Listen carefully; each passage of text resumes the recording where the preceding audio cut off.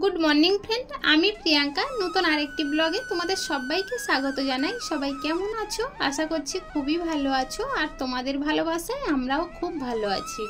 आजकेर एखन बाजे सकाल 7:30 और एखन थेकेई ब्लगटा शुरू करछि। प्लिज तोमरा पुरो ब्लगटा स्किप ना करे देखो, आशा करछि खूबई भालो लागबे। তোমরা যারা আমার ডেলি ব্লগ দেখো তারা নিশ্চয়ই জানো আমি এত দেরিতে ঘুম থেকে উঠি না। আজকে অনেকটা দেরি হয়ে গিয়েছে ঘুম থেকে উঠতে। এইমাত্রই ঘুম থেকে উঠলাম, উঠে কোনো রকমে বাসি উঠানটা ঝাড় দিয়েছি আর উনান থেকে একটু ছাই তুলে বাসি উনানটা লেপেছি। তারপরে এখন থালা বাসন মাজতে চলে এসেছি। তোমরা এটাও জানো যে আমি প্রতিদিন রাতে থালা বাসন মেজে রাখি, কিন্তু গতকাল রাতে থালা বাসন মাজা হয়নি।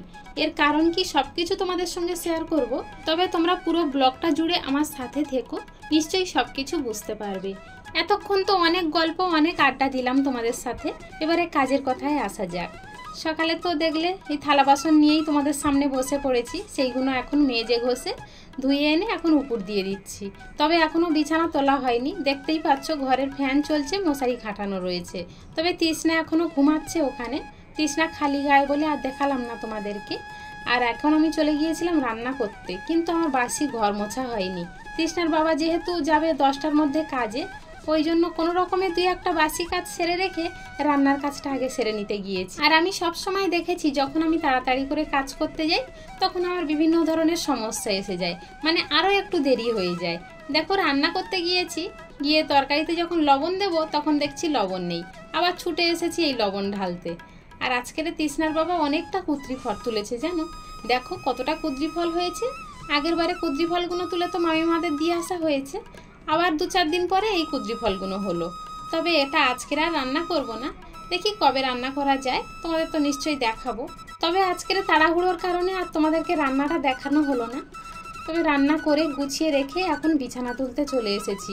এখন বাজে কটা জানো? বেলা 11:30 বাজে, মানে অনেকে দুপুরে খাওয়ার টাইম হয়ে গিয়েছে। আসলে কি করব বলো, আমি তো একা মানুষ, রান্না করব, সংসারের কাজ গুছাবো, তবে তো এইদিকে কাজ করতে আসবো।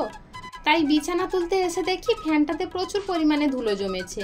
তাই ভাবলাম বিছানা ঝাড়ার আগে ফ্যানটা মুছে নিই, তারপরে না হয় বিছানা ঝাড়বো।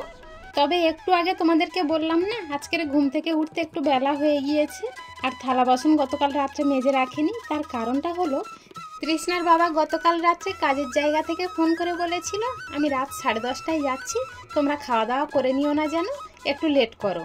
কারণ ওখানে একটা পিকনিক মতো হয়েছিল, তাই বাইরের খাবার তো তৃষ্ণার বাবা খায় না, যে কোনো পিকনিক থেকে খাবার নিয়ে চলে আসে বাড়িতে। মানে টাকাটা দিয়ে দেয় তো ওদেরকে বলে দেয় যে আমি কিন্তু খাবো না, বাড়ি নিয়ে চলে যাব। তাই সেই খাবার নিয়ে বাড়ি চলে আসে। আর গতকাল রাত্রেও সেম কেস করেছে, 10:30টায় আসবো বলে এসেছিল 12:30টায়। সেই জন্য খাওয়া দাওয়া করতে অনেকটা দেরি হয়ে গিয়েছিল, আর ঘুমাতেও অনেকটা দেরি হয়ে গিয়েছে। ওই জন্য সকালবেলা তৃষ্ণাকে তুলে স্কুলে পাঠাতে পারিনি, আর আমি নিজেও সকাল সকাল ঘুম থেকে উঠতে পারিনি। তাই এখন অনেকটা বেলাতে উঠে এইসব কাজগুলো সারলাম, রান্না করলাম, আর কিছুটা সবজি এনেছিল সেগুলো সব এখন গুছিয়ে নিচ্ছি। আর দুপুরের রান্না তো তোমাদেরকে দেখাইনি, তবে এখন দুপুরে সবাইকে খেতে দিচ্ছি, তাই তোমাদেরকে দেখালাম। চলো তাহলে আজকের ব্লগটা এখানেই শেষ করছি, দেখা হচ্ছে নতুন একটি দিনে নতুন একটি ব্লগের সাথে।